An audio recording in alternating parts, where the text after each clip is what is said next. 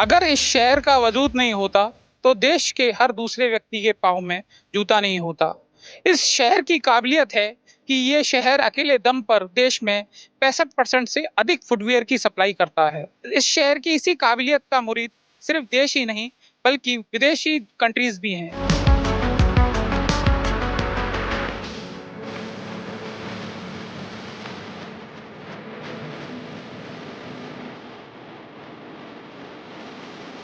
हम बात कर रहे हैं ताजमहल के ऐतिहासिक शहर आगरा की। यहाँ का जूता उद्योग का इतिहास बड़ा दिलचस्प और पुराना है। कहा जाता है कि दुनिया में लगभग हर पांचवी जोड़ी जूते आगरा में बने होते हैं। अगर ऐसा है तो ये देखना दिलचस्प हो जाता है कि कैसे एक लेदर जूते का आकार ले लेता है। लेदर पहले कटिंग में आता है नीचे, उसके बाद छोटे छोटे पॉइंट्स कट के प्रिपरेशन में जाता है। जो उसमें पैटर्न वाइज दिए गए हैं उस पर मार्किंग होके सिलाइयाँ वगैरह होती हैं, वो क्लोजिंग में चला जाता है।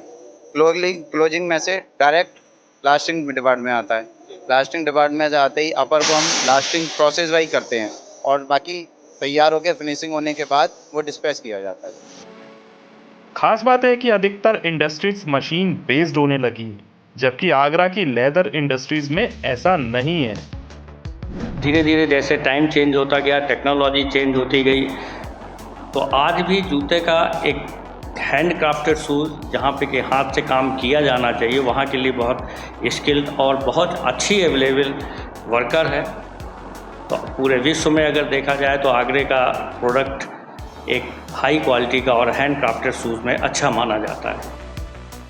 जानकार बताते हैं कि 1526 में भारत में मुगल शासन के आने के बाद दिल्ली के अलावा आगरा कारोबार का महत्वपूर्ण केंद्र था।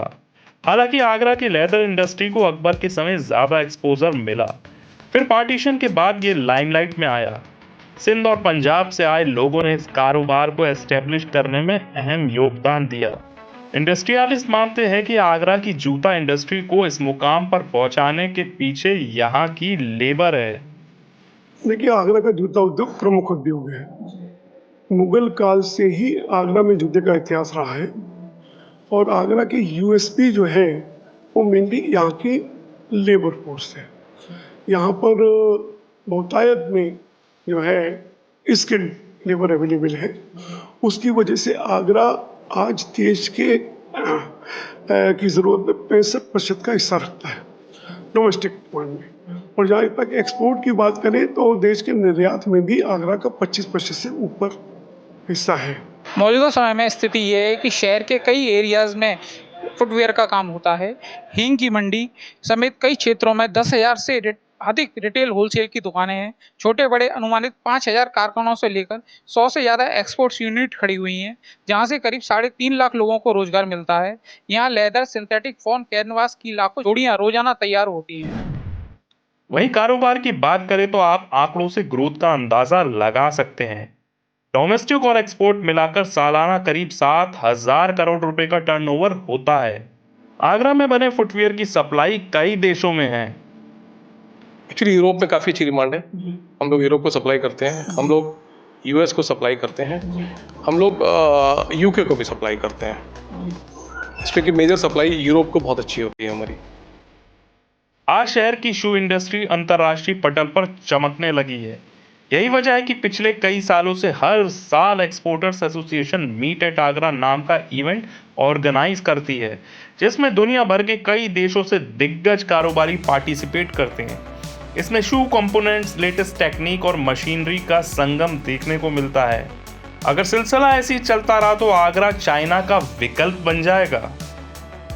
आने वाला समय जो है, वैसे भी अगर भविष्य की संभावना को देखें तो विश्व कहीं ना कहीं चाइना का ऑल्टरनेट दिख रहा है और आगरा को हम चाहते हैं कि ये विश्व की एक जूता राजधानी, प्रोडक्शन की राजधानी बने।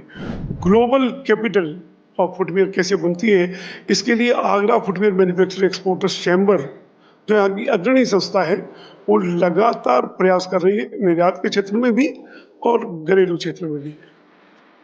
इंडस्ट्रियलिस्ट मानते हैं कि आगरा की शू इंडस्ट्री में काफी स्कोप है, बस जरूरत है इसके तकनीकी पहलू को जानने की। इसके लिए आगरा में ही CFTI यानी सेंट्रल फुटवियर ट्रेनिंग इंस्टीट्यूट इसका पूरा कोर्स कराता है। यहाँ से कोर्स करने के बाद प्लेसमेंट होने की संभावना भी बढ़ जाती है।